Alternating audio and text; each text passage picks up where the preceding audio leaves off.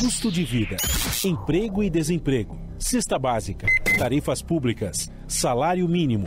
Agora, na Brasil Atual, a análise do DIEESE. E nós vamos fazer contato agora com o diretor adjunto do DIEESE, José Silvestre. Bom dia, Silvestre. Bom dia, Glauco. Tudo bom? Tudo certo e você? Tudo bem.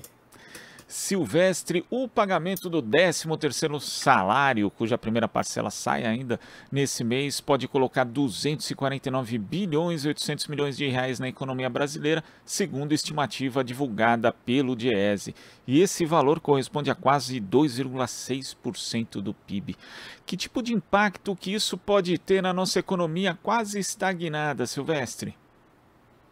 Olha, Glauco, tem um impacto extremamente positivo, né? Afinal de contas, nós estamos falando aí de 250 bilhões de reais. Agora, é importante destacar que esse impacto ele não se dá apenas agora nesse período do ano, ou seja, novembro e dezembro.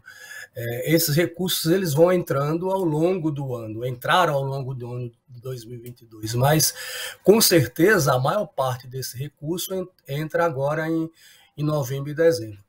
E como todos nós sabemos, ele tem um impacto do ponto de vista da economia de uma maneira geral e, sobretudo, do comércio, né, em razão daquela expectativa gerada pela entrada desses recursos para a aquisição de bens e serviços, enfim, dos tradicionais presentes de final de ano, de Natal, né, e também para outros tipos de pagamentos. Por exemplo, é importante destacar que, como você tem uma taxa de juros no Brasil ainda extremamente elevada, utilizar parte desses recursos do 13º, por exemplo, para pagamento de dívidas, né? Então, isso também tem um impacto, enfim, ele tem impacto nas famílias, tem impacto na economia, é um recurso razoável e que, como eu falei, entra na economia e gera toda essa expectativa por parte das pessoas de uma maneira geral. Agora, como você observou, Silvestre, é um impacto que acaba sendo diluído, né? Porque, por exemplo, 20,3% das pessoas que recebem o 13º salário são beneficiários da Previdência Social e metade deles já receberam isso no primeiro semestre desse ano, né? A primeira parcela. Então, esse impacto que antes era muito concentrado, principalmente nos meses de novembro e dezembro, agora tem uma diluição. Então, muda, na verdade, a forma como ele afeta a economia, Silvestre? Sim, em certa medida sim, porque você tem, quer dizer, além dos pensionistas e aposentados do INSS, né, do Regime Geral da Previdência Social, você pode ter também, Glauco, por parte dos próprios trabalhadores do chamado mercado formal de trabalho, eles receberem a primeira parcela em outro período que não agora, por força, por exemplo, de cláusulas em acordos coletivos de trabalho, em convenção coletiva de trabalho, que determinam um outro período do ano para o adiantamento da primeira parcela, que não no final do ano. Então, isso tem, de fato, um impacto que ele vai sendo diluído ao longo do ano. Além disso, sabemos que, pela legislação, quando o trabalhador, desde que solicite, no momento de tirar suas férias, se ele solicitar a antecipação da primeira parcela do 13º, ele pode receber, né?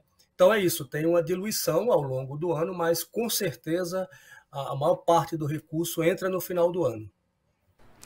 Agora, para o cálculo desse impacto do pagamento do 13º, o DIEESE, obviamente, não leva em conta os chamados autônomos, também os assalariados sem carteira ou trabalhadores que têm outras formas de inserção no mercado de trabalho, né? Como, por exemplo, aqueles que recebem por meio de pessoas jurídicas, que no geral não recebem 13º, também não recebem qualquer tipo de abono de fim de ano. Quando a gente observa um cenário de queda no rendimento médio, mas também de aumento da informalidade, um cenário bem distinto do que a gente tinha há alguns anos, Silvestre, esse também é um outro ponto que acaba afetando, quer dizer, o 13º tem menos impacto hoje na economia do que tinha, por exemplo, há 7, 8 anos? Em termos relativos, talvez, Glauco. Agora, o que eu acho que é importante destacar, essa estimativa que o DIEESE faz há mais de 20 anos, ela pode até ser considerada conservadora, né, em razão, inclusive, de pontos que você tocou. Por quê? Porque o que a gente está estimando aí, que aproximadamente 85,5 milhões de brasileiros vão ter acesso ao 13º, não significa dizer que você não tenha outras pessoas que possam acessar o 13º. Pessoas que, embora não tenham um vínculo empregatício, não tenham registro em carteira, mas e sejam assalariados do mercado de trabalho, mas que podem receber, tá certo? Assim como pessoas que têm outros tipos de inserção de vínculo no mercado de trabalho. Então, nesse sentido,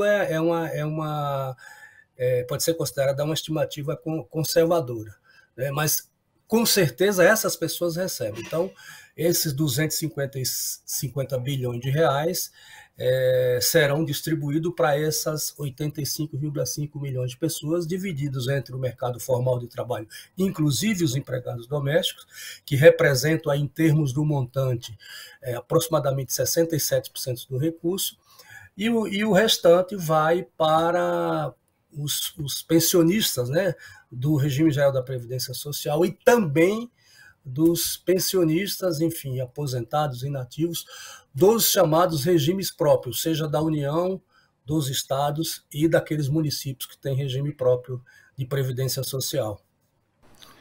Silvestre, queria agradecer a sua participação aqui no Jornal Brasil Atual de hoje. Muito obrigado, até a próxima. Obrigado a você, bom dia. Bom dia. Conversamos aqui com o diretor adjunto do Diese, José Silvestre. Estamos apresentando Jornal Brasil Atual. As notícias que os outros não dão.